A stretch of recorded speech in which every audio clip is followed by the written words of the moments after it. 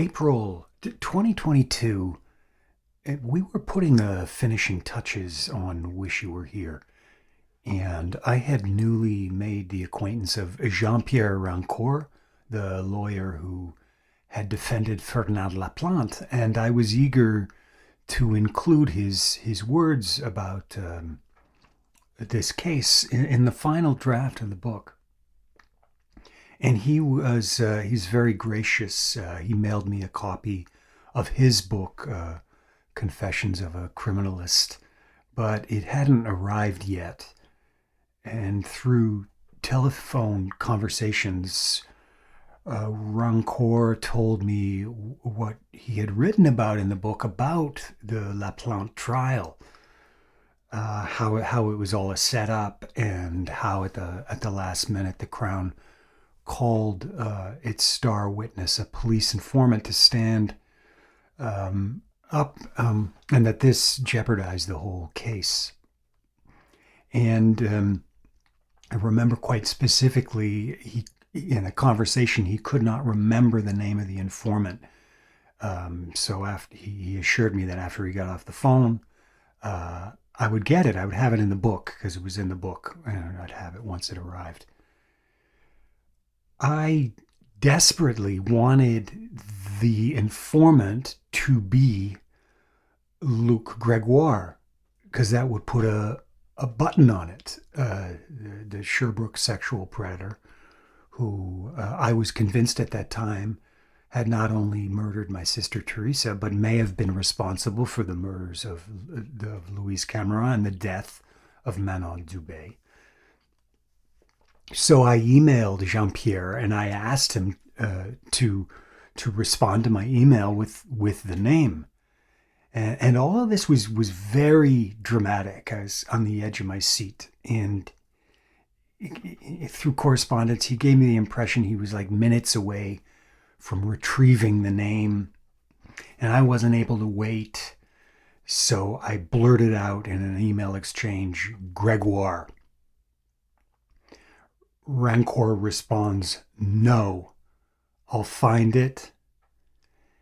His name is Régis Lachance." And at that time, I felt defeated, like I'd reached another dead end. So, I cataloged this piece of information, kind of like the way you store away 27 packets of takeout soy sauce in that kitchen drawer, because you never know.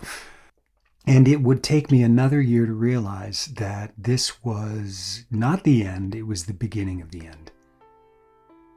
This is who killed Teresa.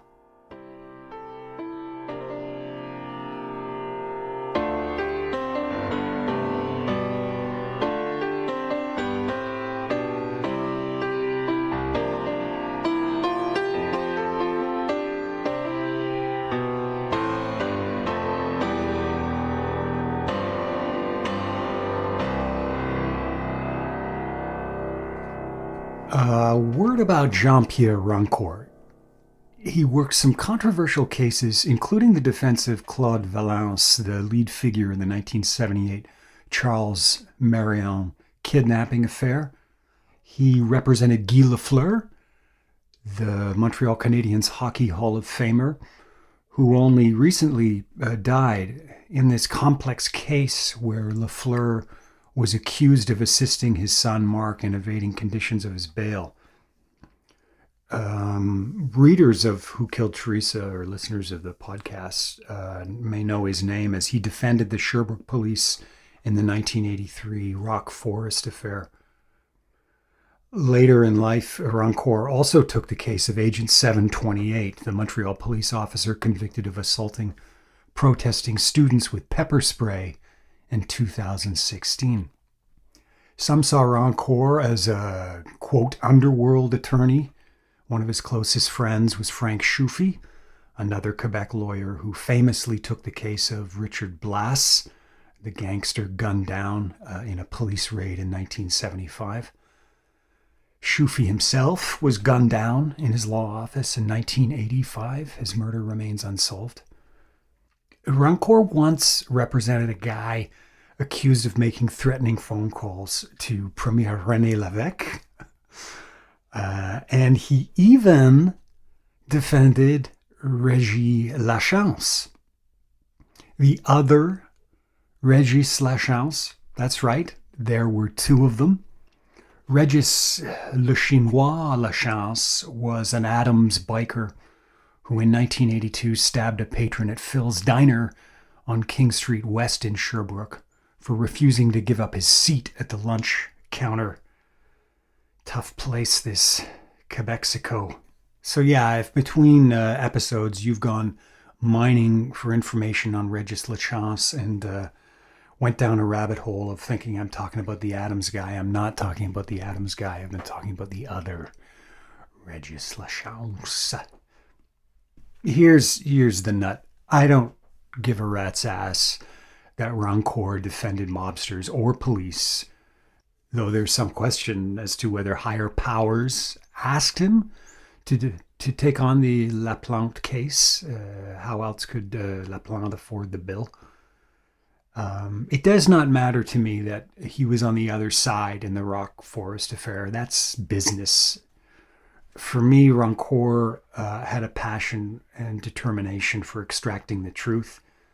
Everyone has the right to stand up for themselves, and it does not jibe that Fernand Laplante was guilty of the crime of killing Grimard and Bergeron on the basis that police believed he was responsible for other crimes. That's not the way justice works. If those are your rules, then the police are just as bad as the criminals, which they were. And as a final note, today's police force, at least the ones I communicate with at the Sûreté de Québec, hold Jean-Pierre Rancourt in high regard, and they believe him to have been a formidable attorney, which he was. Régis Lachance finally showed up in court, but not as a witness in Rancourt's process, as the defense attorney had intended. Lachance was now a protected witness for the prosecution, the last witness called to the box on the 14th day of Laplante's trial. In fact, Superior Court Judge Paul Gervais granted a special request made by Crown Prosecutor Claude Melanson to reopen the Crown's case in light of this new witness with, quote, pertinent evidence.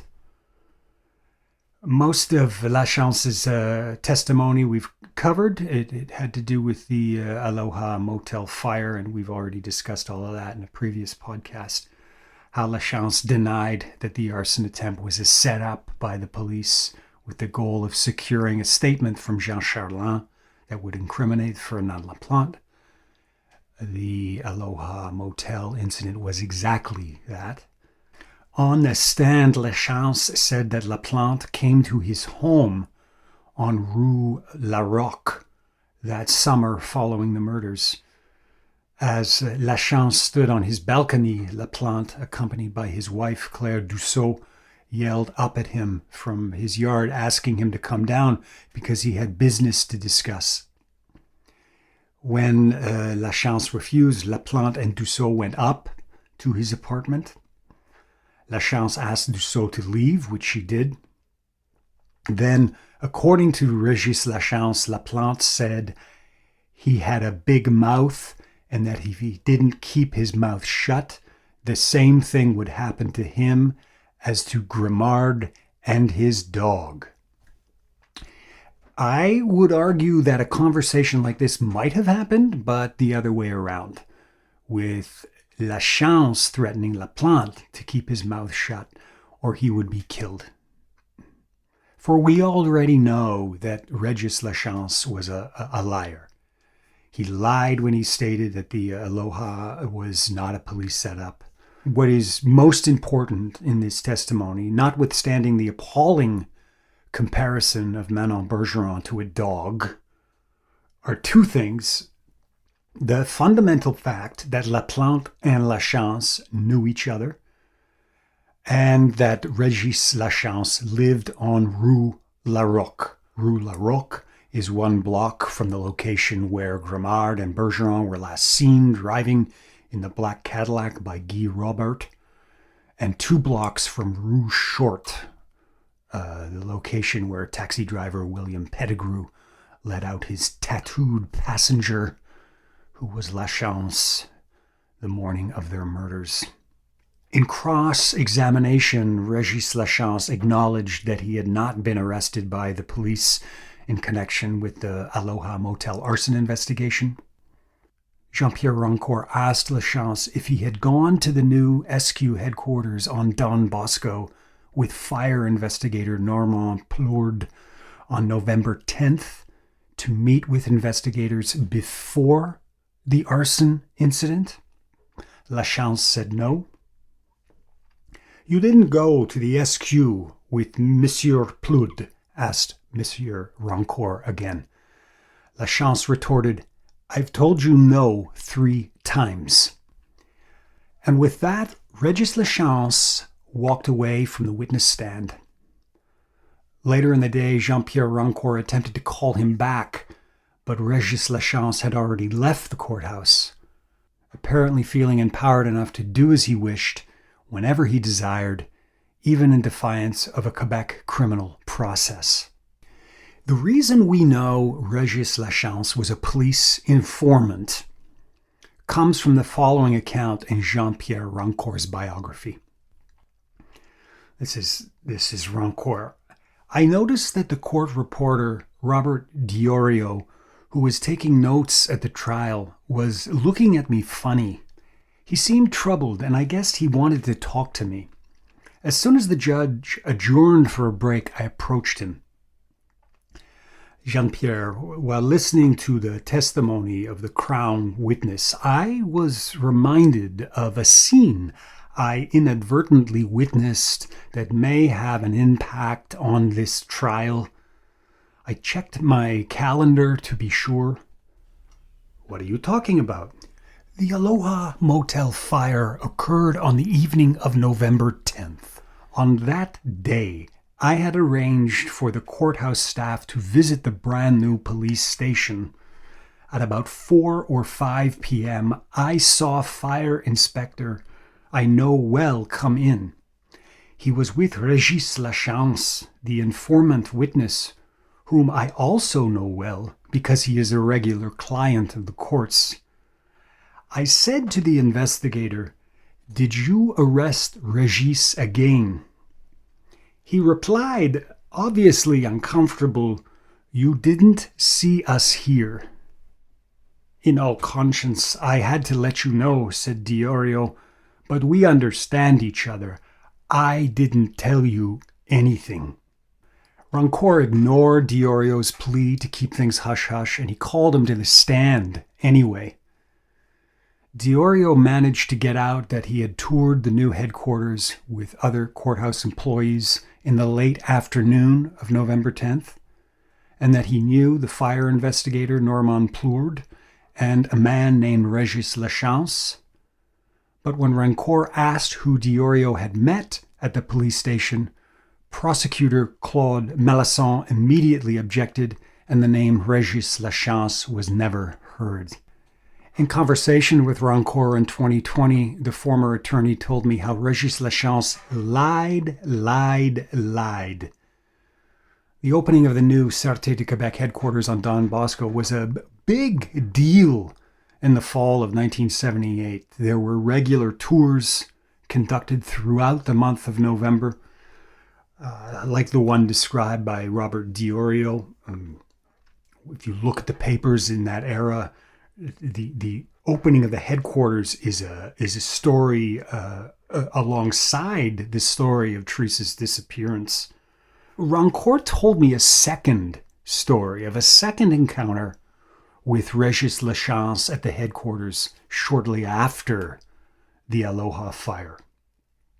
Another reporter, who may have been Jean Larose, again saw Lachance with SQ officers and sarcastically commented, "Oh, you arrested him," to which one of the officers barked, "You shut your mouth." The number of encounters with Lachance at the headquarters of the Quebec police force tells us many things. First, that it wasn't any great secret that Lachance was an informer. Second, that the police weren't particularly careful in keeping that secret or had any great sense of urgency about it. And finally, that Régis Lachance was able to carry himself through channels of law enforcement and the underworld with a sense of entitlement, acting with the knowledge of protection that allowed him to get away with practically anything, maybe even murder. In Rancour's words, Régis Lachance, quote, was organized by the SQ to set up Charland, and that it was Charland and another guy who killed Grimard and Bergeron, not Laplante. Jean-Pierre Rancour also told me how the physical abuse and intimidation by the SQ was not reserved only for interrogations. On several occasions during Laplante's trial, he would encounter officers in the court stairwell, and they would, quote, give him the shoulder, meaning physically brush up against him as he passed by. While I was cross-examining the witness on this, the police officers had daggers in their eyes, and when the court reporter and I were walking the halls later, they tried to intimidate us, to the point of leg holding and shoulder poking. I even made a formal complaint to the judge.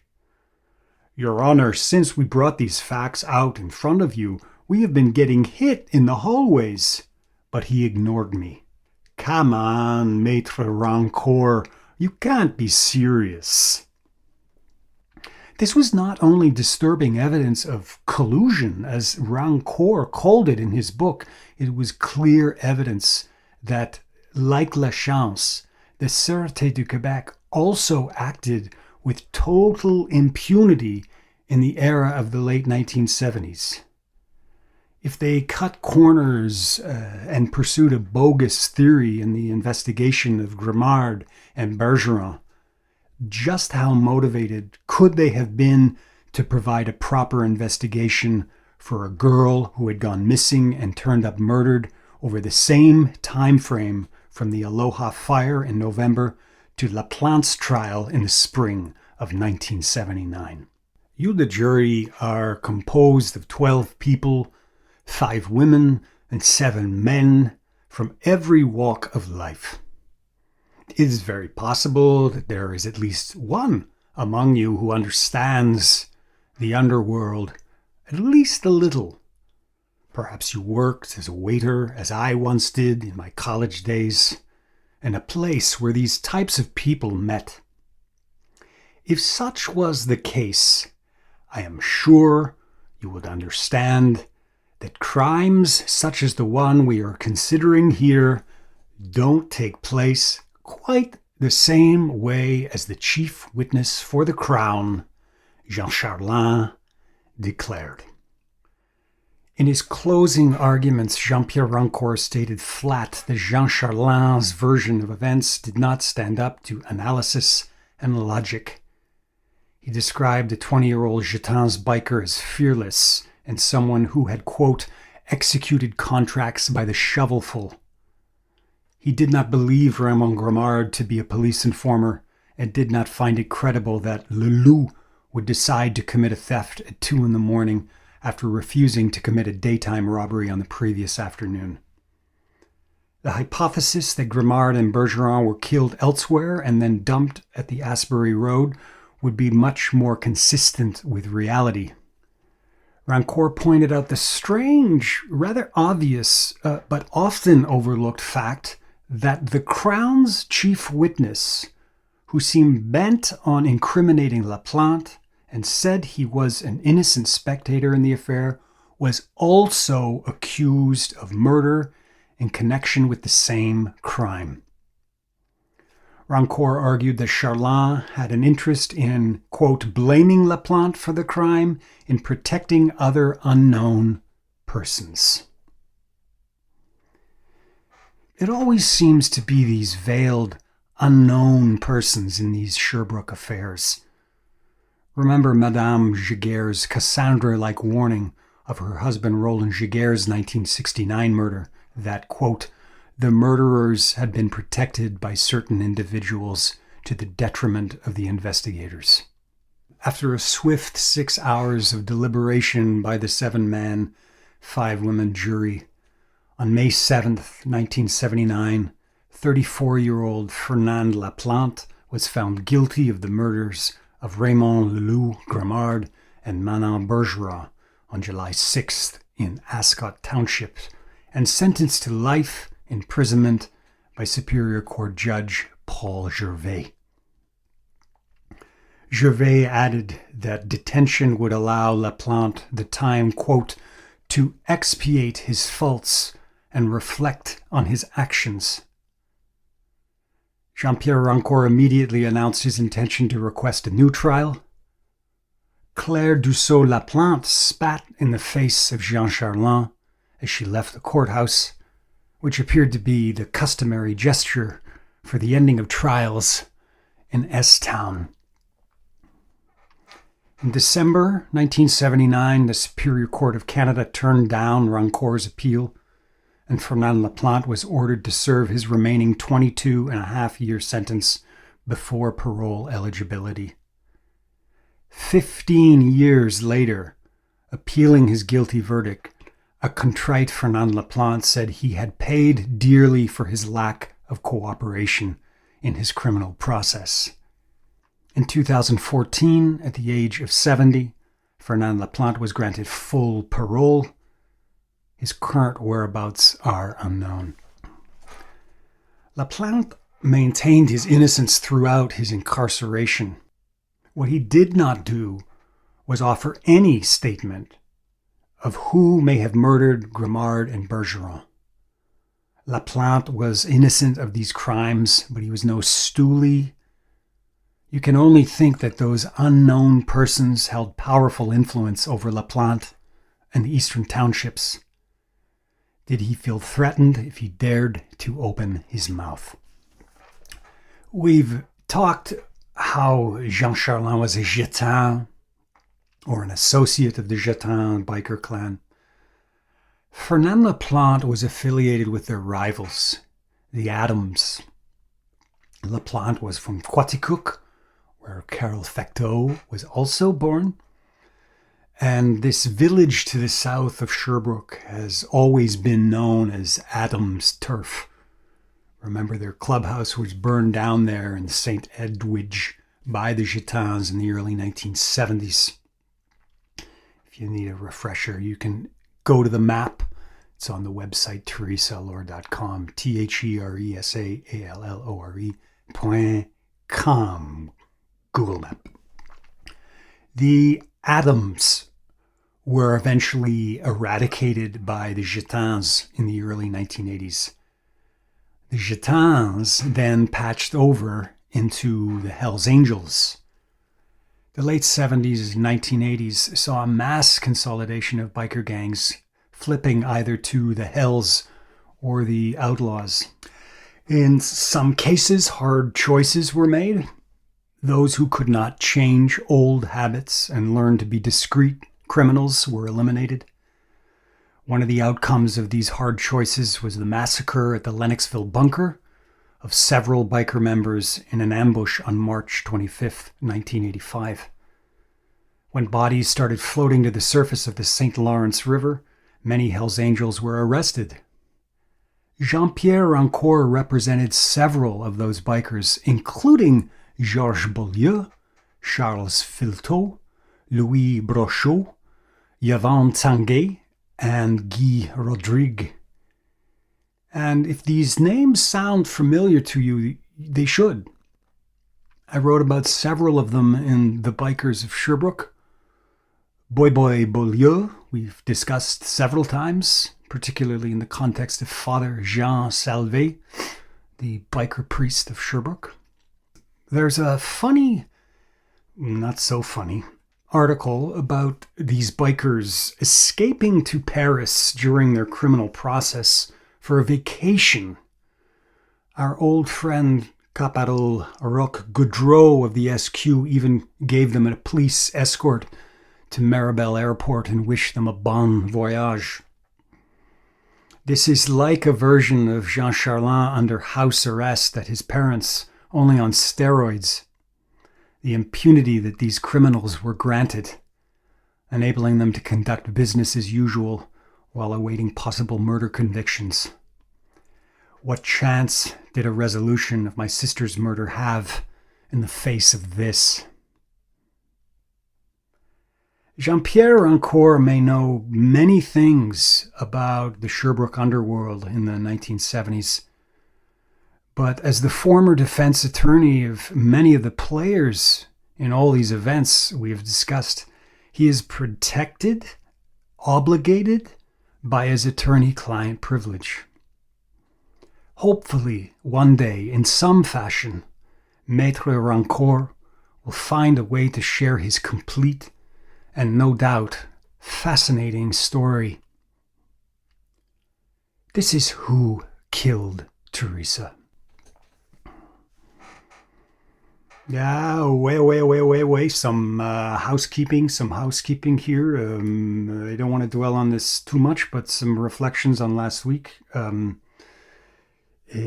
some of you know, I was on the network daytime television on the Tamron Hall show. It was a great experience. Maybe one day I'll go into greater detail on it, but I don't want to distract the focus here. I'll simply give you a little insight to this. Someone had commented to me that they had gone to the YouTube channel to watch the video, and then afterward wanted to make some comments on it, but their comment was repeatedly deleted by the Tamron Hall show producers or person manning that site. Well, know that the show is produced by ABC Television / the Walt Disney Company. So I think it's a well-meaning tension that you make a comment that says something like, hopefully one day there will be resolution to this and all the township murders. And the moment you use the word murders for the Walt Disney Company, you're being very provocative. I had at least 2 conversations with producers of the program before going live in studio. The first was over the telephone, and my daughter figured it out. She said, "Who are you talking to?" I said, "Oh, I got to talk to Walt Disney." Pre-screening for the show, and she said, "Oh, you're gonna have a talk with the mouse." And she knew immediately that it was a standards and practice conversation, which it was. If you see that interview and you seemed a little confused, it's like what are we talking about here? I was not allowed to use the word serial killer. I wasn't going to use it anyway. I'm not particularly fond of the term serial killer. I think it's overused. It's an expression that of convenience and not particularly helpful. But I was also instructed. Not only then, I had an in-person meeting with the producers about 15 minutes before I went on, again stressing that I was not to use the word murder. So that took a little bit of verbal gymnastics, but I had no problem with for a couple of reasons. Number one, if you're going to be on network television, you don't want to be on there like Dr. Stockman, the water is poisoned, and making your justification for your grousing in the last 20 years. That's not what that conversation is about. It's a very high level, gentle conversation. They wanted to do a piece focused on memory and childhood sweethearts getting together and sleuthing, and that's fine. Let it be at that level, because I knew, to my second point, that the next day the Daily Mail piece was coming out. I didn't know it was going to be to that extent, but the Daily Mail piece, the scrappy, down and dirty lurid tabloid Daily Mail, God bless them, piece was everything that the Tamron Hall interview was not. You know, I was hoping for, or excuse me, I was hoping for 2,000 words. It was I clocked it at 30 to 40,000 words. If you go and read it, the cat's out of the bag. It basically tells the resolution of this podcast, where we're going. But hey, you know, at this point, if you haven't figured out where we're going, uh, you might want to give up your PI license. Because where we're going was telegraphed from the very beginning. After the amuse-bouche of Quebexico, I dropped the hammer in folie à deux of where we were headed with this. So it shouldn't be any great surprise. You guys have all figured it out. But I loved the Daily Mail piece. I mean, those guys went to town, and Tate assembled that in like a week. It's amazing. Unlike Disney, who's ultra careful, they were just like, can we raid your website?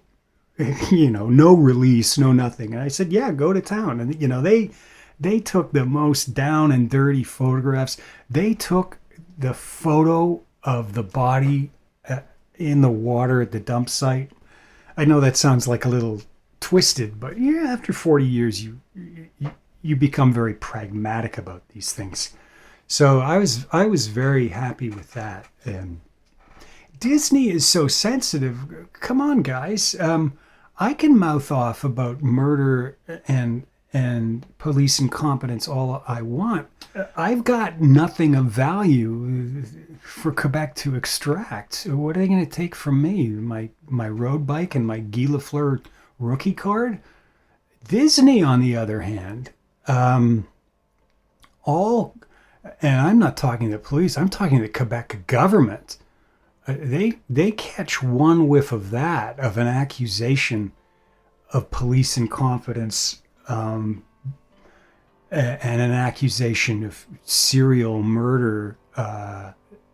There is beaucoup bucks with the mouse. I would have been surprised had they gone that way to see a legal action by the government of Quebec against the Walt Disney Company. So that's why you need to temper your remarks, people. You need to say something sweet, dolce, if you're going to make a comment on the mouse's turf. That's all I have to say about that. If you like the podcast, go to the website teresalord.com. And you can follow us on social media, Instagram, Facebook, Twitter, etc. That's all I got for today. This has been Who Killed Teresa? Life isn't fair. Justice is blind and dysfunctional. And you have yourselves a great, great day.